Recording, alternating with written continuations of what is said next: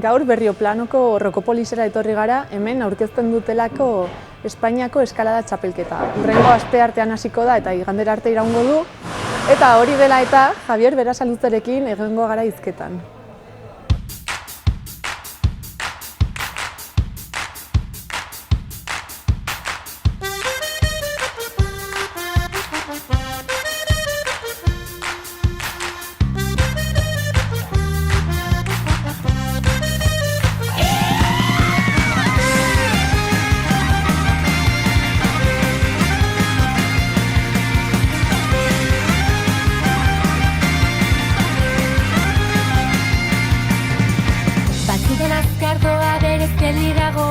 Dena desberdina da norbere arabera, aldakin guzti forma duen mundua.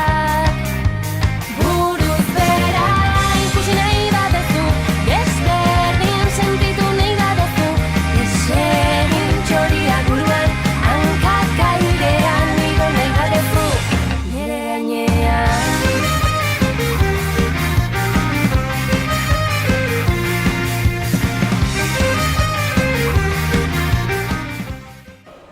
Kaixo, Javier. Zuzara Nafarroako Mendi Federazioko arduraduna, Bai, eskalada arloan eramaten duena arduraduna, bai. Eta gaur etorri zarete hona aurkeztera Espainiako txapelketa, hurrengo astean ospatuko dena. Hori da, Espainiako Federazioak antolatzen du aurten gurekin, Nafarroako Federazioarekin batera, Espainiako txapelketa, super txapelketa, abiadarakoa, blokekoa, zailtasunakoa eta overola eta para eskalada. Beraz, eskaladan dauden modalitate guztiak? Guztiak, sailkapen guztietan, gizonezkoa, emakumezkoetan, eta bai, zu 14, zu 16, zu 18, zu 20 eta nagusien zera txapelketa guztiak. Eta da, horrelako txapelketa bat egiten den lehenengo aldia? Bai. Espainia mailan? Espainia mailan, bai. Europa mailan eta mundu mailan normalean txapelketak egiten dira dela batera, 10 egunetan normalean egiten dira zailkapen, modalitate bakoitza egiten da bere txapelketa eta bere finala eta, baina estatu mailan ez da inoiz egin olakoa bat. Eta pasaren urteko esperientziarekin antolatu genuenean bai zailtasunekoa, bai abiderokoa eta bai para eskalada, hasi ginen pentsetan, ia posible izango litzatekeen egitea aurten, Europa mailan edo mundu mailan egiten den gauza bera. Eta saiatuko gara. Eta horren arabera, Espainiako Federazioak jarri zuen mahai gainean hori gurekin batera, eta zan guazen honekin aber zer gertatzen den, eta orain arte zergatik ez zen egin mota honetako txapelketa? Oso zaila delako, instalazioa aldetik oso zaila da, eta aurten pasaren urtean lortu genuen egitea hemen beste txapelketak abiadaroko murua sortu egin genuelako. Baina, faltatzen zitzaigun egiteko hau, instalazio bakoitzak, berak izan behar ditu instalakuntza guztiak batera. Eta faltatzen zitzaiguna blokekoa. Orduan, aurten Rokopoliseko gelen arduradunak aurrera emon dio, sortuko dugu olako egitura bat, montatuko dugu, eta honek lagundu du ekartzeko modalitate guztiak eta egiteko hemen orain supertxapelketa hau. 10 egunetan, zergatik ez eta zergatik 5 egunetan, egunetan eta orain gauden datak oso zailak dira. Azkenean, zu 14, zu 16 klasetan daude, 10 egunetan, aprobetxatu zegoela zubi bat eta 2 egun gehiago, eta ez dago azterketarik orain, hasiko da asteartean eta igandera arte. Hori da, asteartean izango dugu aurkezpena, egingo du hemen jarduera batzuk eta ongi etorria emoteko talde guztiei, parte hartzaileei, eta gero asteazkenean hasiko gara txapelketa guztiekin. Eta igandean overall... Bai, hori da. Importante hori, ez? Bai, asteazkenean, ostegunean eta ostiralean egingo ditugu semifinala, cuartos final, guzti hauek, eta ostiralean egingo ditugu abiadorako semifinalak eta finalak, eta gero blokekoak eta zailtasunezkoak egingo pentsatu behar dut, bai, eta para eskalada, ostiralean baitare. bale? Finalak eta guztiz. Eta gero, larun batean egingo ditugu blokeko eta zailtasunezko finalak, eta gero igandean oberola. Bloke, zailtasuna eta abiadura.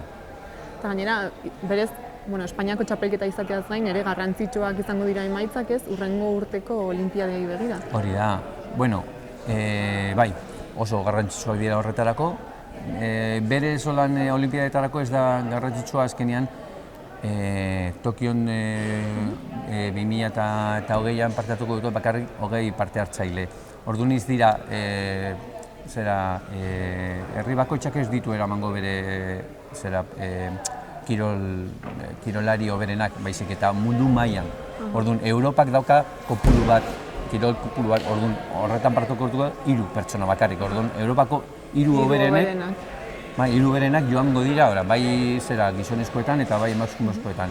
Orduan, klaro da, Europa mailan eta Amerika mailan edo Asia mailan. Ez duzu uste hemen egongo den norbaitek igual aukera izan dezakela? Batek dauka aukera, baina ez dauka zer ikusirik Espainiako mailarekin, baizik eta Europako mailarekin. Beraz, beste txapelketetan hori da, lortutako teorian postuekin. azaroan Toulousen egingo da beste munduko froga bat, horretan geldituko balitz aurreko postuetan, lehenengo postuetan, aukera izango du. Baina, ez dakigu momentuz. Eta hemen, urrengo asteko txapelketan zenbat nafarrek parte hartuko dute? Momentuz, deialdia egin diegu 20 parte hartzealei. Faltatzen zaizkigu oraindik 2 pertsona holan baiezkoarekin oraindik ez digute erantzun, baina 20 pertsona inguruan etorriko gara. Eta kontutan izan da, hemen daudela estatu mailako instalaziorik onenak, ez edo horrela? Uste duzu Nafarroan kirol honek indar gehiago duela, igual beste probintzietan baino? Gu adibidez gaztetxoekin daukagu 100 gazte, igual zu ama, bi, zu ama dau, ez da horren besterako. Gero nagusietan ez dauzkagu horren besterako parte hartzaile edo kirolari parte hartzen duteneko lan txapelketetan, baina gaztetxoekin guk daukagu olako ez bakarrik hemen Rokopolizen baizik eta beste gela batzuetan eta beste klub batzu, hemen Nafarroan badauz klub pilo bat eta bakoitzan badaude ume pilo bat. Orduan hemen dagoen arrastaka honekin da oso handia. Afizioa badago orduan, afizio da izugarria, beste lekuetan baino gehiago. Gertatzen da gero, pasatzea, olako gure kirolean daukago alde batetik arrokan, kanpora, ez dago txapelketarik, komien artean ez dago txapelketarik, eta gero txapelketetan, ez da, kirol eskalada, baina hemen indorrean. Orduan, klaro, batzuk nahiago dute bestea, hau baino. Orduan, ez daudela guztiak. Ez dago guztiak, hori da. Eta hurrengo asteko txapelketara ikustera edonor hurbildu daiteke? Bai, edonor.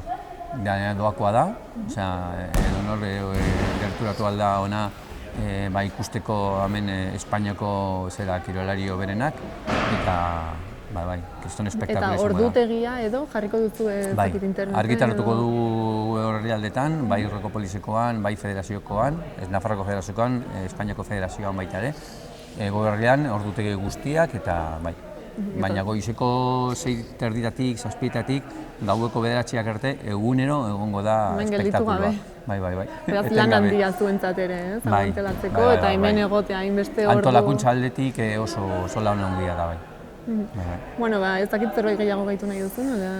Animatu jendea etortzen eta ikustera, azkenean oso espektakuloa polita izango da, lehen esan dugun moduan izango ditugu sailkapen guztiak, modalitate guztiak, eta bereziki para eskalada, ostiralean ikusiko duguna, hori da beste munduko gauza bat, benetan jendeak ez baldin badu ezagutzen, igual jendeak gero eta gehiago ez dakitzen zer den eskalada, baina para eskalada da gauza bat ikaragarria, itxu bat ikusten duzunean, igotzen nolako egitura batetik, ez da dagoen zailtasunarekin eta edo faltatzen zaiona, edo beso bat, edo esku bat, edo hanka bat, eta igotzen nolako zailtasunarekin da ikaragarria.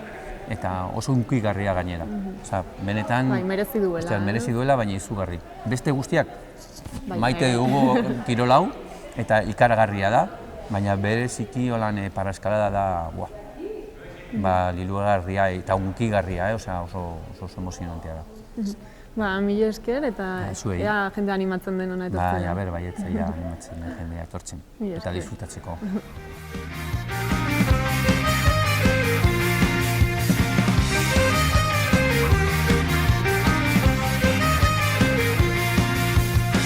Itxasoa zeru da eta zerua itxaso. Seia bederatzia izan daiteke